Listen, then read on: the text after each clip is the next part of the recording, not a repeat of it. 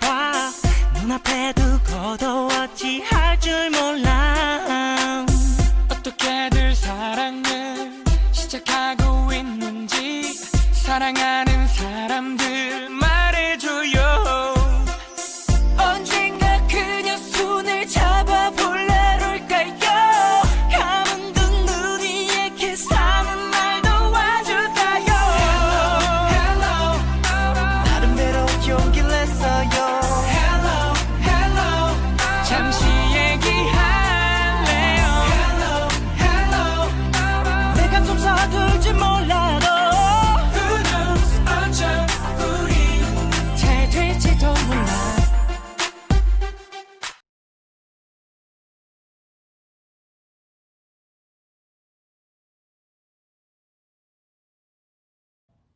Boa noite! O vídeo que vocês acabaram de assistir é uma das iniciativas realizadas em parceria com escolas de dança públicas e privadas de Belo Horizonte. A programação a seguir integra o projeto Terça da Dança, realizado pela Prefeitura de Belo Horizonte por meio da Secretaria Municipal de Cultura e da Fundação Municipal de Cultura.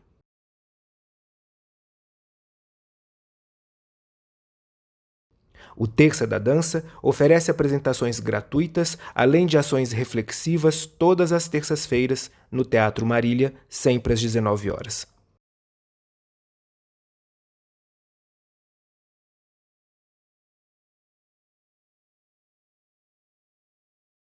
Durante o período de isolamento social, a programação segue no mesmo dia e horário através do Circuito em Casa, dando continuidade ao nosso compromisso com o acesso à arte e à cultura.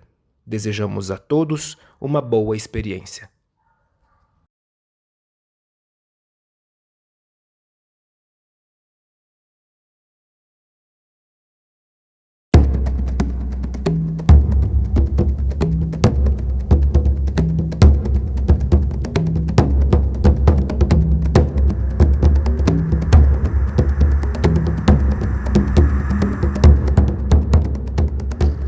Bom, o que é fazer 40 anos de carreira, né? É muito legal isso, porque nesse período, principalmente, você leva um susto, né? Você fala, nossa, já tem 40 anos.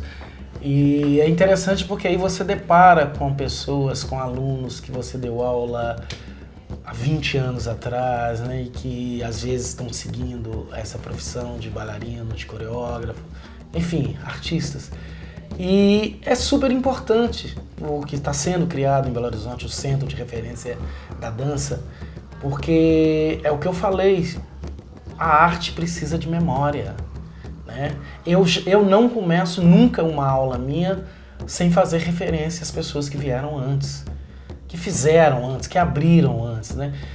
40 anos do Evandro Passos, 40 anos do Rui, e eu acho que 40 e 60 de várias outras pessoas, né? Porque nós precisamos disso, até para nos fortalecer hoje, na contemporaneidade. Mas peraí, de onde que vem isso? Por que começou isso? Né? Então eu falo sempre nas minhas palestras, os primeiros 15 minutos de qualquer fala minha sobre dança é sempre fazendo referência, porque senão a gente vai esvaziando, né? O discurso vai esvaziando. E isso é uma outra coisa que eu trouxe da África. A referência é muito grande, né? Lá tem várias companhias, vários grupos, mas todo mundo sabe quem foram os criadores, né? Quem começou primeiro aquele trabalho. Isso é muito interessante.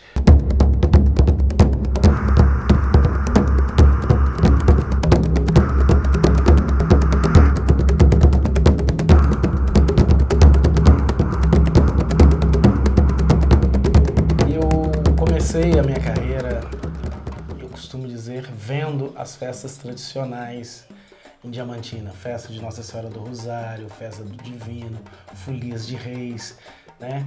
Então essas danças, essas manifestações entraram na minha vida assim de uma forma muito contundente, né? E eu costumo dizer que elas me deram régua e compasso mesmo. Então isso ainda criança em Diamantina. E a minha família era muito envolvida né? Com essas manifestações dançantes, essas manifestações populares, festas de rua. As minhas irmãs mais velhas é que faziam as festas de teatro, né? Promovia os teatros na minha rua. Nós somos 11 irmãos, então minha casa era praticamente assim um grande teatro. E cômodos grandes, e os meninos da rua, todos, a população inteira da rua, era tudo na minha casa.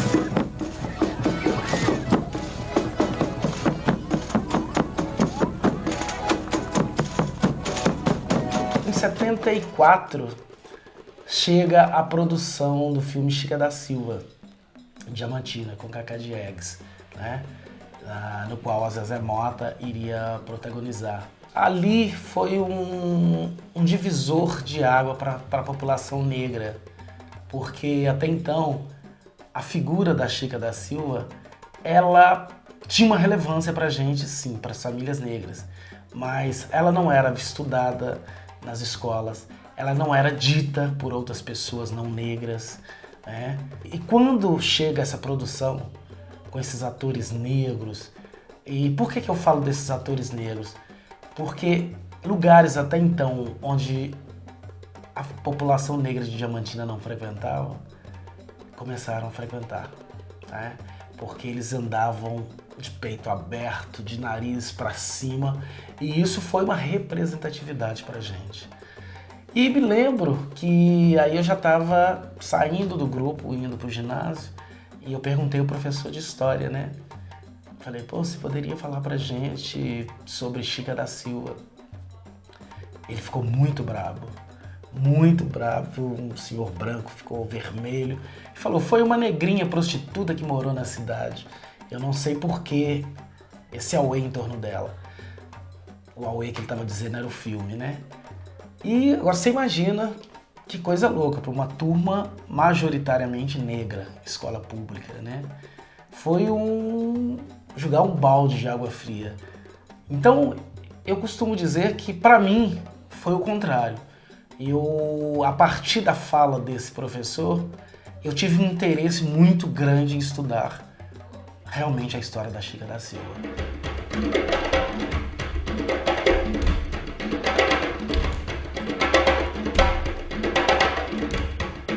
E logo nesse período ainda do filme, a minha família muda para Belo Horizonte, né? E em Belo Horizonte eu começo a ter fazer um contato com o movimento negro. E os meus passeios na cidade eram visitar a porta de teatro, porque meu pai não tinha dinheiro para pagar diversão para 11 filhos. Então a minha diversão era ir para a porta do Palácio das Artes, Francisco Nunes, TV Alterosa. E num desses passeios, um rapaz me chamou e falou, olha, eu já te vi aqui 3 vezes na porta do Palácio das Artes. E o grupo que eu faço parte vai abrir audição para bailarinos. E a gente está precisando de bailarinos, principalmente bailarinos negros. E foi interessante porque nesse mesmo dia eu chego em casa, minha irmã mais velha, que já trabalhava fora, ela chega com um tijolinho. Tijolinho é aquelas matériazinhas que saíam no estado de Minas, falando de uma audição.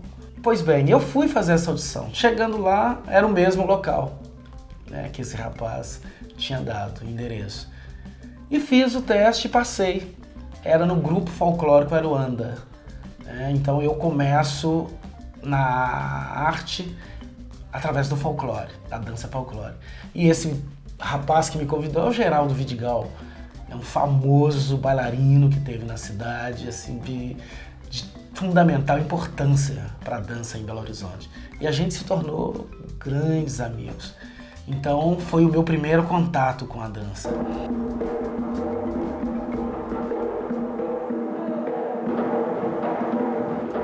Mas ainda no mesmo ano, eu comecei a receber convites para fazer audição em outras escolas de balé clássico. Também a carência de homens nesses lugares, né? E fui fazer o balé clássico, fiz o moderno.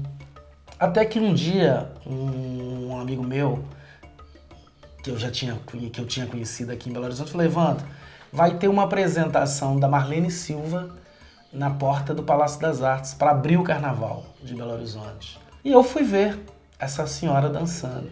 Quando eu vi aquilo, eu me emocionava, eu chorava e falava, é isto que eu vou fazer na minha vida. Eu não tive dúvida e não tenho até hoje, porque foi assim, ali a minha descoberta profissional.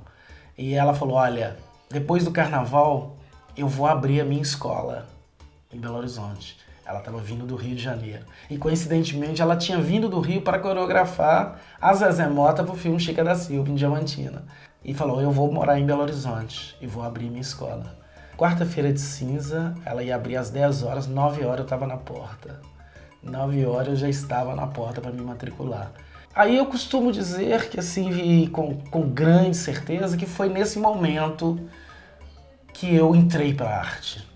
Porque ali eu entendi o que meu corpo queria fazer na arte, o que eu, enquanto um homem negro, queria fazer, foi lá na Academia da Marlene. Então eu era muito curioso, porque eu queria saber a origem de todas as danças, eu queria saber o nome de cada movimento.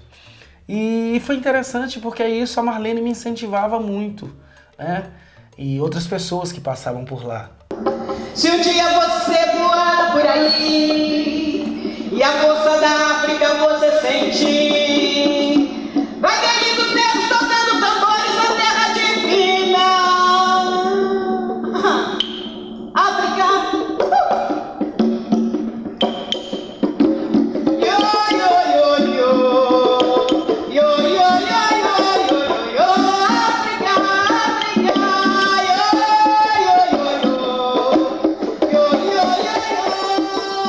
E aí, eu com essa curiosidade, eu falei, não, eu vou alçar voo. E peguei uma mochila e fui para Nova York em 91. E fui morar no Harlem. Foi bem inusitada essa viagem, Porque, assim, eu só liguei para uma amiga, você me recebe? Ela falou, Evandro, a hora que você quiser. E fui. E eu fazendo aula, fiz aulas maravilhosas, em Nova York. Até que um dia um brasileiro falou comigo, se você está gostando dessas que você está fazendo, eu vou te levar num local. E me levou no Alvin Ailey, na escola do Alvin Ailey, E para fazer aula com a Catherine Dunham. Quem que é a Catherine Dunham? Foi a coreógrafa norte-americana que introduziu a Mercedes Batista, Que depois traz essa dança afro-artística para Belo Horizonte. Foi professora da Marlene. Então eu faço aula com a Catarine. Foi muito mágico isso, foi muito mágico. Morar no Harlem, fazer aula com a Catarine, E eu fiquei 10 meses fazendo esse trabalho. E retornei ao Brasil.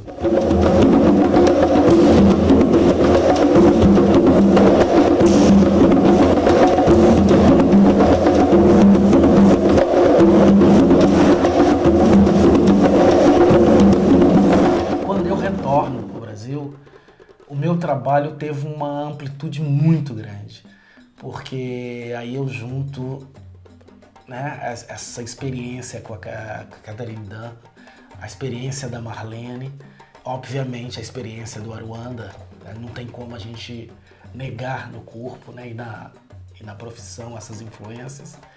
Então o meu trabalho ganha uma dimensão muito maior, e eu começo a criar enquanto coreógrafo. Criei uma companhia que se chama Bataca em 1982, que significa Ritmo dos Tambores, e surgiu de uma forma extremamente inusitada. Eu fui convidado para fazer uma performance no Sindicato dos Bancários. Lá tinha um programa, um projeto, Sexta Cultural. Cada sexta eles convidavam um artista para fazer a apresentação. E na Semana da Consciência Negra, o Marcos Cardoso, do Movimento Negro, me fez o convite. E eu fui fazer uma performance. E foi muito legal, porque a hora que terminou a performance, o diretor do Entreposto Cultural me chamou e falou, Evandro, você não quer vir dar aula aqui? Eu pensei, assim, durante um tempo, falei, não, eu vou vir. E fui, comecei a dar aula lá. Quando eu comecei as aulas, ele falou, mas Evandro, você não quer criar um grupo? Falei, bora lá, vamos criar. Já tinha alguns alunos, né? Falei, vamos criar um grupo de dança para performance. Aí surgiu. E foi muito interessante, porque essa companhia, ela agrega vários jovens negros da periferia, de todas as periferias, né, de Belo Horizonte. E tem até hoje a gente é uma associação, mas o meu trabalho com a dança afro, essa dança afro em projetos sociais, no movimento social educador, começa nesse período, quando eu volto de Nova York. Porque eu falei, não, eu quero mais é formar as pessoas, ensinar. Então você pode perceber, as pessoas podem perceber que a minha trajetória de palco, ela foi muito menor do que a trajetória em sala de aula. Essa trajetória em sala de aula de formação é o que eu faço até hoje, né? Fiz sim algumas apresentações em palco, uma não, várias, mas o meu objetivo maior é essa formação através da dança afro.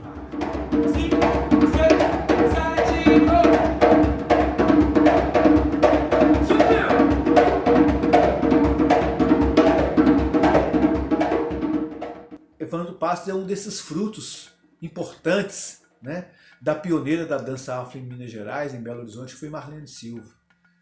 E com Marlene Silva, em homenagem a ela, desenvolveu um trabalho muito importante nessa cidade, gerando esses frutos, né, preciosos, como Evandro Passos, que também é responsável também por uma outra geração de dançarinos que hoje estão espalhados pelo mundo inteiro. Então há alunos de Evandro Passos em todas as partes do mundo, do Brasil, desenvolvendo o trabalho com a dança, né, com a dança afro, né, produzindo novas coreografias, aprofundando essa discussão, esse ritmo, esse corpo, esse movimento, né, que são essenciais para a cultura de matriz africana. Então, nesses 40 anos, né, Evandro Passos, ao desenvolver esse trabalho, deu uma contribuição também muito importante no campo da academia, ao fazer o seu mestrado, pesquisando, né, o trabalho do Bataca e articulando esse trabalho com a luta contra o racismo, a luta política e cultural contra o racismo, ao falar que a dança afro em Belo Horizonte tem uma conexão profunda com todo o debate que o movimento negro desenvolveu na cidade. E é curioso porque nesse primeiro momento surgiram já esses jovens da periferia querendo dançar, né? Já alguns da capoeira, vinham da capoeira, outros vinham do movimento Black Soul, e já a primeira formação começa nesse sentido. Então foram 15 jovens, que, né, a gente começou com 15 jovens, e a companhia surge, a Companhia Bataca. E a Companhia Bataca, ela foi ganhando referência, né, na cidade. A Marlene Silva já não estava na cidade mais, e acabou ficando um buraco da dança afro na cidade. Então algumas pessoas, inclusive que foram alunos da Marlene também junto comigo, acabaram entrando pro Bataca, né? Porque encontraram em mim e no Bataca uma forma de dar continuidade. Então foi muito interessante isso. E aí o Bataca começa a ter inserção tanto em âmbito artístico e cultural, quanto em âmbito educacional. A gente começa a ir para as escolas, né? Então isso é interessante porque antes da Lei 10.639, para trabalhar a história da África e estudos afros brasileiros nas escolas, a gente já ia com a companhia, né? Claro que ficava muito resumido a apresentações, né? Mas de uma certa forma a gente dava um jeito de fazer alguma discussão racial nesse período, né? E ela foi ganhando esse âmbito, sabe, nacional, internacional, e é tanto que teve um período que a gente foi para a Itália, né? Nós fomos para um festival de danças étnicas, o Bataca foi, eu fui para Cancún, né? A gente foi convidado para dançar em Cancún, onde a gente ficou 3 meses fazendo apresentações em hotéis, isso com a Companhia Bataca. Então foi muito legal. E começaram a pintar convites, às vezes para a companhia, às vezes só para mim, enquanto coreógrafo, enquanto professor, né? Então várias outras viagens que eu fiz foi por causa do Bataca, para coreografar, para ministrar oficinas. Trabalhei muito em São Paulo, né? Foi a partir da implementação do que eu fazia e faço com o Bataca. E é interessante porque aí o Bataca começa a formar, né, uma geração de bailarinos e coreógrafos, muitos dos quais estão com companhias hoje na cidade, né, e alguns dando aula fora do país. E costumo dizer também que aqueles que não trabalham diretamente com a arte ou com a cultura afro, de alguma forma a questão racial, a questão negra perpassa a vida deles, profissional. Isso eu falo porque eles me dão esse feedback. Então isso é muito interessante. Muitos deles não seguiram o caminho artístico, mas a questão racial está presente no trabalho deles. Eu nasci aqui na favela do Morro do Papagaio.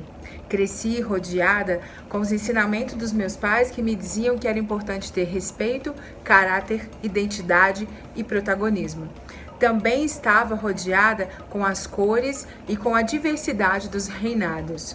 Aos 17 anos, eu praticava capoeira e fui apresentada às aulas do mestre Evandro Passos lá no Centro Cultural da UFMG.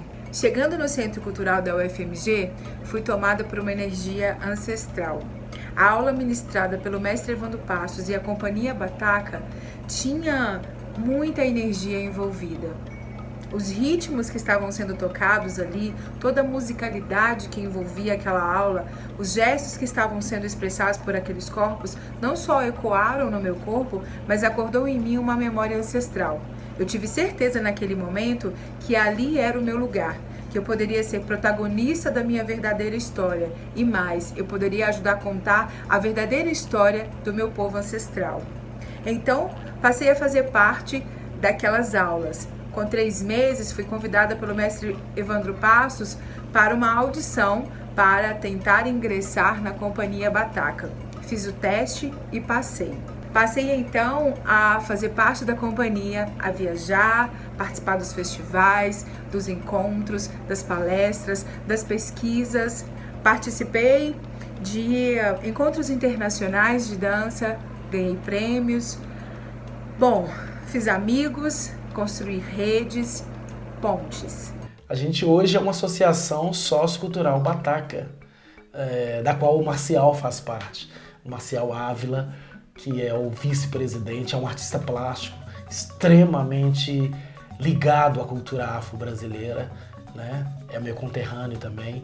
Ele tem um trabalho centrado na Chica da Silva, fenomenal. Dos 40 anos que Evan está comemorando agora de profissão, 20 desses eu tive o privilégio de conviver com ele. No ano de 2000, nós fizemos uma parceria artística que perdura até hoje. Eu sou vice-presidente da Fundação Bataca e Evandro abriu muitas portas para mim. Eu tenho sempre que ser muito grato a esse cara, a esse artista tão importante, internacional, que me ajudou a aprofundar ainda mais nas minhas pesquisas da cultura negra. Evandro, eu falo que foi um irmão que eu me distanciei na infância, porque somos nós dois de Diamantina, temos os mesmos interesses, pesquisamos as mesmas coisas. Evandro, para mim, é indizível, não há possibilidade de descrever a admiração, a gratidão que eu tenho por esse cara, por esse artista. O peso de Evandro na nossa cultura mineira, brasileira, talvez as pessoas não tenham a capacidade de entender como é essa dimensão, como é grande o que Evandro fez e continua fazendo por todos nós. Então o que a gente fez? Tem a Associação Sociocultural Bataca e a Companhia de Dança Evandro Passos, que está dentro da associação. Por quê? Porque tem pessoas que entram que não querem dançar e nem tocar. Ela quer trabalhar com a produção. Então, ela quer trabalhar uma outra vertente. Então, por isso a gente ampliou. Ela quer ser multiplicadora, dando oficinas e palestras em escolas. Então, a gente centrou nisso, sabe, também. E foi muito interessante porque aí, quando eu vou fazer o mestrado, né, eu ganho uma bolsa da Ford para fazer o mestrado. Quando eu chego lá, minha orientadora falou, não, o objeto que você vai estudar, você vai fazer um estudo de caso da sua companhia. Olha o tempo que você surgiu, tantas pessoas que já passaram pela Companhia Bataca. Então o seu mestrado vai ser, o seu objeto vai ser um estudo de caso. E eu levei um susto muito grande, assim, porque a gente vai fazendo, né? A gente não... Mas foi muito importante, porque aí quando eu fui compilar esses dados, pegar foto, aí é que eu vi o tanto que a gente já tinha feito em Belo Horizonte, no Brasil, entendeu? E foi nesse momento, eu já conhecia o Wilton Garcia, né? O professor doutor Wilton Garcia, que me ajudou muito nesse período da compilação desses dados, me ajudou na escrita, porque eu sempre escrevi com o corpo, né? E academia é uma outra linguagem, que também é uma coisa a se questionar, né?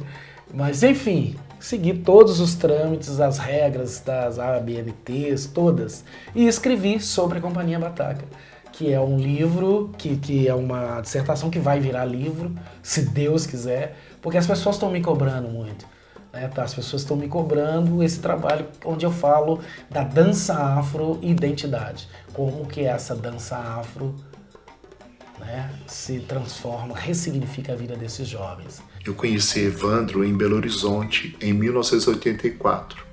Foi ele que me apresentou o trabalho da Marlene Silva, sua mestre.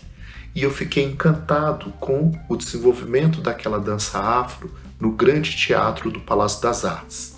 A possibilidade do corpo negro, sobretudo o corpo negro masculino, invadir essa cena da arte mineira, para mim foi fundamental. Foi uma quebra de paradigma. De lá para cá eu acompanho a trajetória do Evandro, inclusive quando ele fez na UFMG a graduação, ou mesmo quando ele fez aqui em São Paulo, na Unesp, no Instituto de Artes, o seu trabalho sobre a Associação Cultural Bataca, também com o tema da dança afro. Eu acredito que essa relação do Evandro com a pesquisa e com a arte vai trazendo para a gente uma argumentação muito enriquecedora, ainda mais para quem faz suas aulas, ainda mais para quem pensa um processo de desenvolvimento humano cuja educação tem um valor social. O Evandro está muito preocupado com esse engajamento, e esse engajamento da dança afro que ele faz permite que ele vá à África, ele vai à Europa, ele vai aos Estados Unidos, tudo para beber numa boa fonte e traduzir isso, atualizar essa argumentação, como ele também faz quando ele vai à Diamantina conversar com os participantes das congadas. Evandro realmente é um diamante negro, não mais bruto, mas um diamante negro lapidado. E este carinho que ele tem para com seus estudantes, para com o seu público, é animador. Mais ainda é a gente reconhecer que a referência de Evandro está muito pautada pela singularidade da sua família. Parabéns, Evandro. E foi muito interessante porque logo depois que eu termino o mestrado, em 2011, a Masa Edições me vem com um livro, né, de surpresa. Ela entrevistou a minha família toda e passou esses dados para Nilma Lino Gomes. E a Nilma Lino escreve um livro infanto-juvenil, que é O Menino Coração de Tambor, né, que é um livro infanto-juvenil que já foi lançado na França. Essa universidade nos Estados Unidos, os alunos que estudam português estudaram por ele, estudam ele. E aí tem uma inserção bacana nas escolas. E é emocionante quando eu chego nas escolas para falar desse livro, né? Alguma escola que me convida. Os meninos choram, porque não é comum eles verem um personagem de um livro ao vivo. Então, quando eles me veem, eles choram, eles ficam emocionados. E, obviamente, eu choro junto, né? E continua essa ligação até hoje, né? Essa ligação que eu tive na infância em Diamantina, eu tenho até hoje, com amigos que ficaram em Diamantina, como o Vander Conceição, né? O Vander conheceu minha história, minha trajetória desde pequeno, a gente praticamente brincou junto. E hoje ele está fazendo uma pesquisa maravilhosa da influência negra na música, né, em Diamantina e no Brasil. E a gente tem uma ligação muito grande quando a gente fala de Diamantina e de cultura negra. Eu peguei pelo lado da dança, ele pega pelo lado da música, o Marcial pega pelas artes plásticas. Então isso é muito interessante, porque aí essas pessoas todas que eu citei, que eu cito, né? Marcos Cardoso do Movimento Negro, o Wilton Garcia, Marcial Ávila, Vander da Conceição, são pessoas que eu tenho ligação até hoje, que o meu trabalho vira e mexe a gente está fazendo coisas juntas, a gente está falando de coisas juntas, né? Porque cada um fala de um viés da cultura afro, mas que culmina num ponto só, que é a valorização da cultura negra brasileira. Então isso é muito importante. Falar de Evandro Passos é sempre um prazer, uma satisfação muito grande. E eu falo sempre com muita honra e muito orgulho. Porque a gente viveu uma vida inteira juntos em Diamantina, né? Desde criança, né? Na parte alta da cidade, no Largo Dom João. De muitos casos, né? Como por exemplo pegar traseira no trem de ferro e nossos pais ficaram preocupados, né? Mas foi uma vida muito solta, muito bonita lá no lago. Chegou um momento que a família teve que vir para Belo Horizonte, então eu conheço de perto essa luta, né? A vida de Evandro foi uma luta, uma grande luta para hoje ser o grande Evandro que ele é. Então todos tiveram que trabalhar, que estudar, né? E Evandro chegou um momento em que ele encontra a Marlene Silva e isso vai definir a vida dele, né? Ele vai fazer essa opção. E é exatamente nessa opção que Evandro conseguiu tudo isso que ele é hoje, né? Ele representa o Brasil no mundo inteiro, e é claro que junto com ele leva o nome de Diamantina, o que para nós é um orgulho muito grande. Então, Evandro, eu quero, né, deixar para você uma mensagem de muita força, de muita luz, que Deus te ilumine cada vez mais, para que você preserve esse sorriso maravilhoso que você tem, né? E sobretudo a coisa mais bonita que a gente acha, é que você preservou as nossas raízes e os nossos valores, né? Desde o nosso tempo de menino. Então é isso, que Deus te ilumine e que você continue influenciando gerações e pessoas nessa luta bonita que é a sua vida. Um grande abraço. Em 96, eu ganhei uma bolsa da Unesco para ir para a África. Eu escolhi a África, né? Eu podia escolher. Eu concorri com 3.000 candidatos e desses 3.000 eles tiraram 18. Eu escolhi a Costa do Marfim, Abidjan, né? Onde eu fui fazer um intercâmbio de 3 meses. Eu ensinava danças de matrizes africanas, dança afro, e aprendia as danças tradicionais de Abidjan. Aí, para mim, foi um encontro com a diáspora, encontro comigo mesmo, encontro com a África, né? Porque aí eu começo a me entender enquanto cidadão negro no mundo. Esse encontro com a África foi muito importante. E eu falo isso, que acho que é importante para todos os negros da diáspora, ter esse contato com o continente africano, ou com um país do continente africano, sabe? É fundamental, porque a gente começa a entender um monte de coisas. E foi nesse momento que eu comecei a entender mesmo, né, o nosso papel na diáspora. O que significa a gente estar fazendo esse trâmite sempre com o continente africano, que é o que eu faço até hoje, né? O meu contato com coreógrafos africanos, com artistas plásticos africanos, com músicos africanos, é muito fundamental para consolidar o meu trabalho. E então hoje eu tenho um trâmite muito grande até com países da Europa. Eu vou anualmente à França, em Besançon, onde eu trabalho com uma associação que chama Ritmo da Capoeira e uma outra que chama Maracatu, Brasil Vulcanic, lá em outra cidade, né? E essas duas associações são criadas por franceses, né? Mas que estudam a cultura afro-brasileira e querem saber mais da influência. Então, o meu trâmite nesses lugares se dá nessa linha.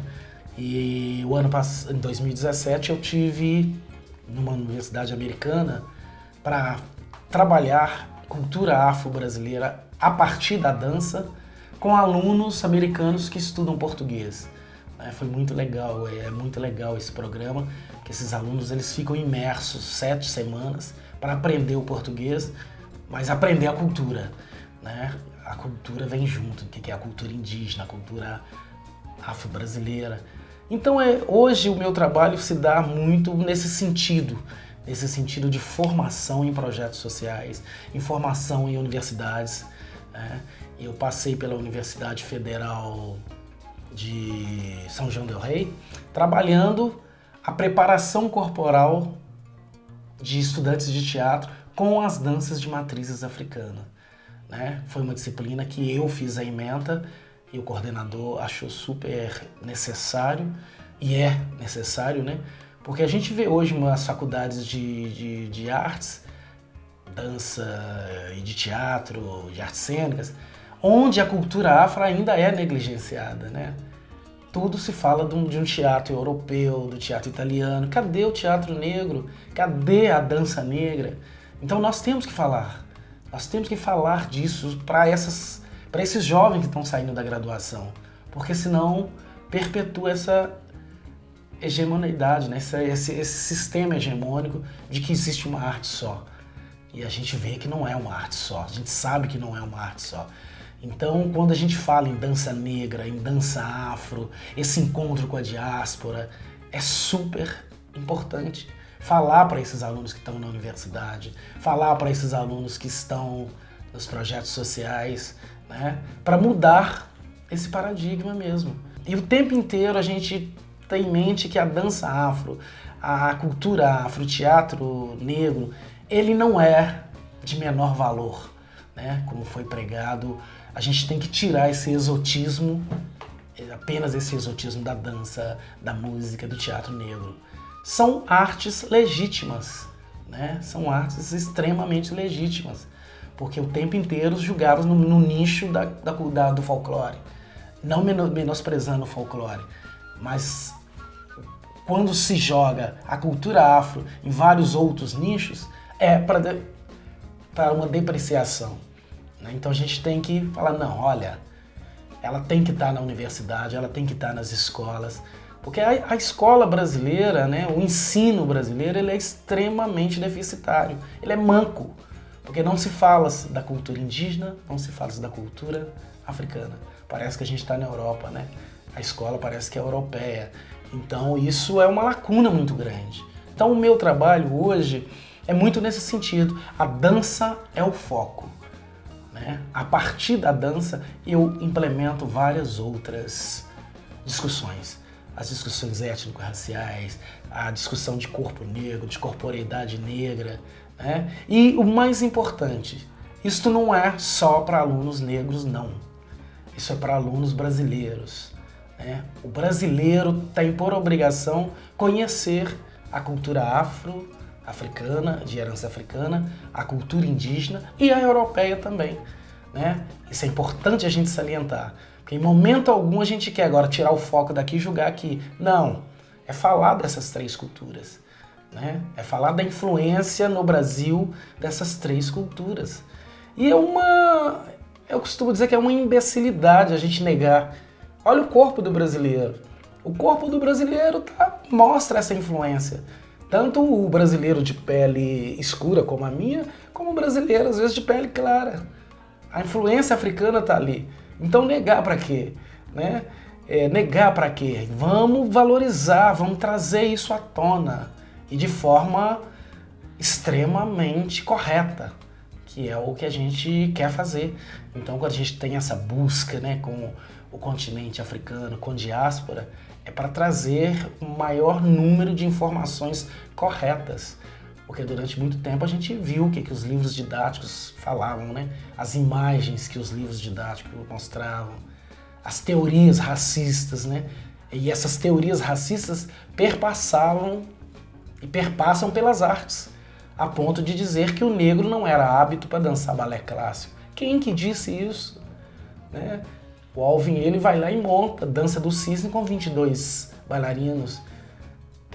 Então, para mostrar que, olha, isso que vocês falam, esse conceito ou esse preconceito, isso é na cabeça de vocês. A gente pode dançar o que a gente quiser. É isso, é o trabalho que a gente vem fazendo. Esse encontro com diáspora, esse encontro com a negritude brasileira, o terreiro de Umbanda, de Candomblé, as festas do Rosário, o maracatu. Como que isso tudo ainda nos alimenta de subsídios para recriações? Que é isso, né? É recriar o que Mercedes Batista fez, o que Catarina Darran fez, o que eu venho fazendo e vários outros coreógrafos. É recriar a partir de, né? Mas nunca esquecer essas raízes. É ancestralidade, né? O africano faz isso o tempo inteiro, que é uma imbecilidade também a gente achar que o africano parou no tempo. Ah, bom, o africano tá lá tocando tambor. Sim, ele toca tambor, mas ele usa música mecânica também, né? Ele está extremamente conectado, mas ele nunca esquece essa ancestralidade. Então isso é importante, a gente também fazer. Que corpo é esse que se transformou na diáspora? É esse corpo. Negro sofre tanto calunga, e é tão triste o seu canto calunga. Maracatu, maracatu, e a calunga.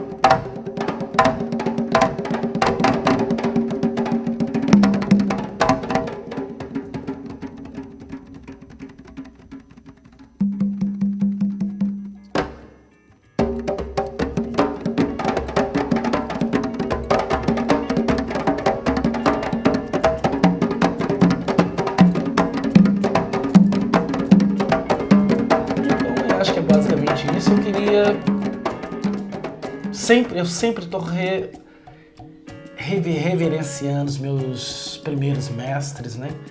A Marlene, eu reverencio o tempo inteiro.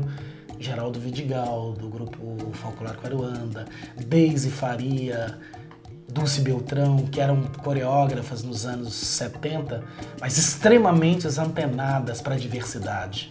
Eram coreógrafas que já abraçavam a diversidade, levando para suas academias essa diversidade.